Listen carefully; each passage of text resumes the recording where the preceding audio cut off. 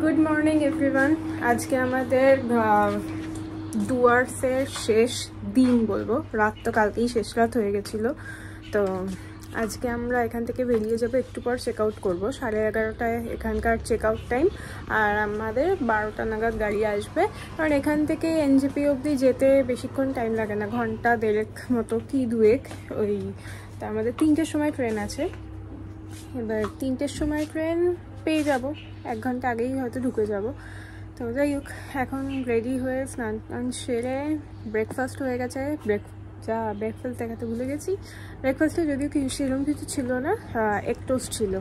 তো এবার আমাদের যে সামনের ভিউটা তোমরা কালকেও দেখেছো, চা বাগান আছে। আমি আরও এখন দুজন মিলে একটু যাবো চা বাগানে, গিয়ে কিছুক্ষণ একটু ফটো তুলবো।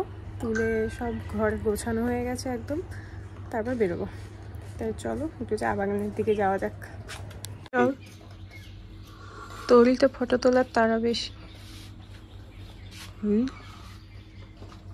গেলাম।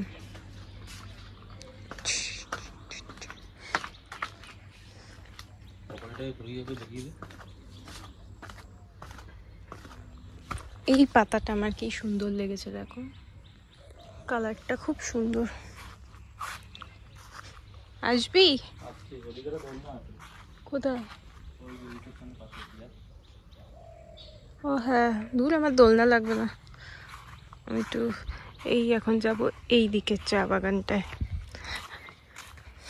বড় গেটটা এখন আটকে রেখেছে, গরু ঢুকে যায়, তাই জন্য এটা দিয়ে বেরোই।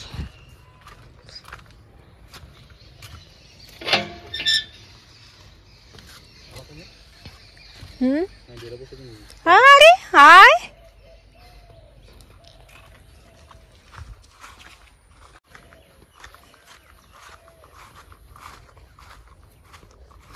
এখানে গরুর পটি ভর্তি, তাও যদি একটু হাতির পটি, চিতার পটি থাকতো।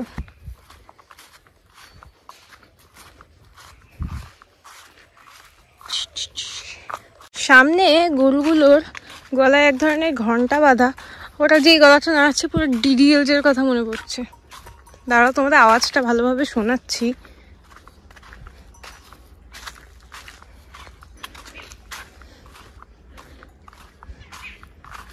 কি রে, গলা নাড়া যখন এসে গেল, আমি যাবো কি করে? না না না না, অতগুলোর মাঝখানে আমি যাবোই না। তুই এখানেই আয় না। ডিডিএলজ এর ঘন্টা আমার যাওয়ার রাস্তা আটকে দিয়েছে, দেখো এখানে একটা, ওপাশে একটা, ওখানে আরো 2-3টে। আমার পক্ষে যাওয়া পসিবল না বাবা, যদি তাড়া করে আমি শেষ। কার ফটো তুলবো? তোর পিছন পিছনই ঘুরে বেড়াচ্ছে। দাঁড়া,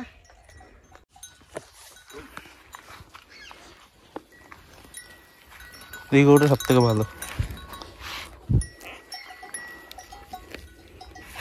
আরাম খাই। দেখ লজ্জা লাগে না এদেরকে?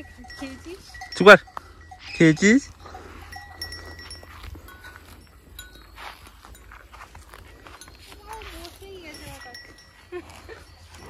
তো গার্ড দিচ্ছে তোকে।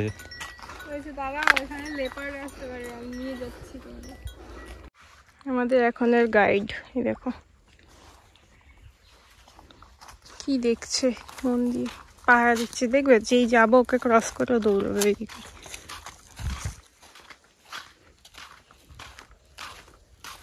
ওই দেখো,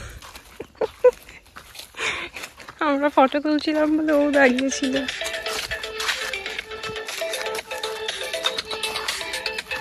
হলো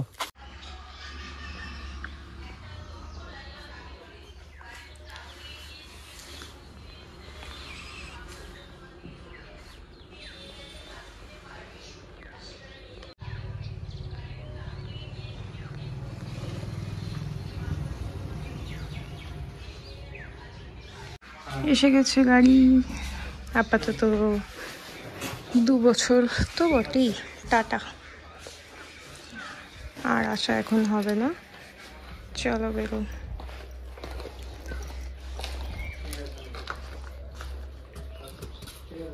ট্রলিগুলো তুলবে।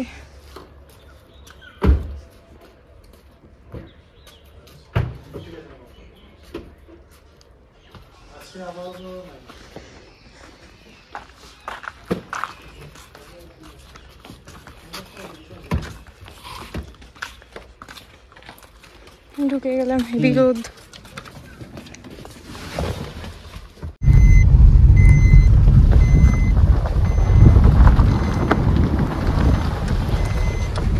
সেই রাস্তাটা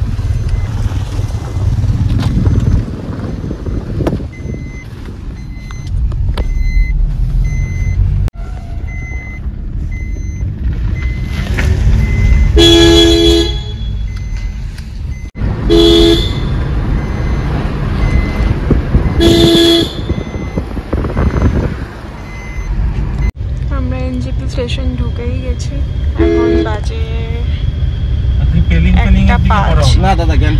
বন্দে ভারত একটা ঢুকবে, সেটাই ট্রেনিং হবে। দেড়টায় ঢুকে যাবে, কিন্তু আমাদের ট্রেন আছে 3:30, সরি 3টে, মানে গ্যাংটক সিকিম বাদ দিয়ে। আমরা লাঞ্চ তো করিনি, দেখি লাঞ্চটা কিনে নিয়ে উঠবো নাকি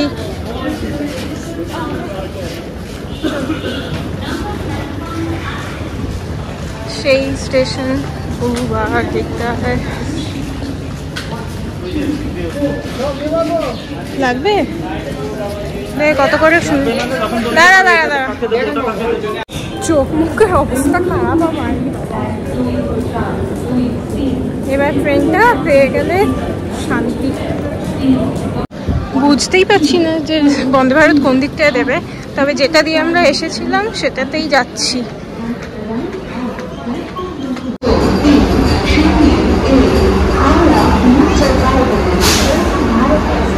আমরা বন্দে ভারতে যেদিনকে এলাম সেদিনকে আমরা এসেছিলাম এইগুলোরই রেডগুলোতে, কি বলে যায় না, দুটোই তো শেয়ার কাট কেটেছি। এইবারে যাওয়ার সময় দেখছি ব্লুটা পেয়েছি। তো যাই হোক, মালপত্র সব দিয়ে দিয়েছি, কিন্তু এখনও ক্লিনিং করিনি। বলে গেছে 2:30-এর আগে কাউকে উঠতে না, ওরা ক্লিন করবে, তারপর একটা করে ক্লিন করতে করতে আসছে। হ্যাঁ, ততক্ষণে আমরা মালপত্র তুলে দিয়েছি, ওয়েট করছি ক্লিন করে দিলে বসবো। দেখো সিটগুলোর অবস্থা কী করে দিয়েছে, সব জুতো দিয়ে পাইয়ে পাইয়ে সব শিখে গেছে।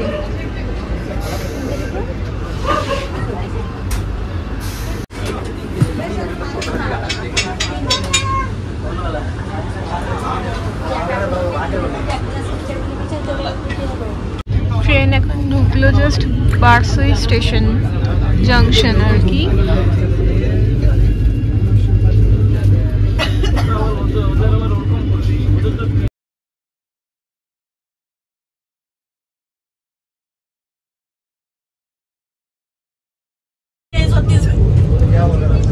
खेतेई पारे ना। यही मैं बोल रहा हूँ, साला हम नहीं चला किसी का अफसोस है कि उधर तुम्हारा कमीशन था क्या? আমরা নিলাম এখন এই ম্যাগিটা, কাপ নুডলস। আমাদের এই ডিনার দিয়ে গেল, কি কি আছে শেয়ার করে দিই একবার।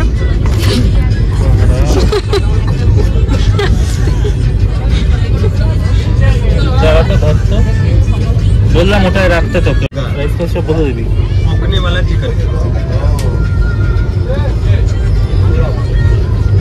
এটা কি ডাল,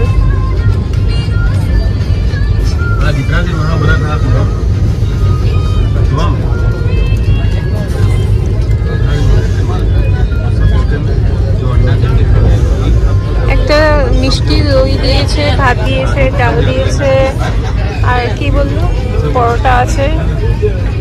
এটা আছে, আচ্ছা আমাদেরটা হচ্ছে চিকেন। চিকেন না নিলে অপশনে আছে ভেজের মধ্যে পনির, বাদ বাকি সবটাই সেম।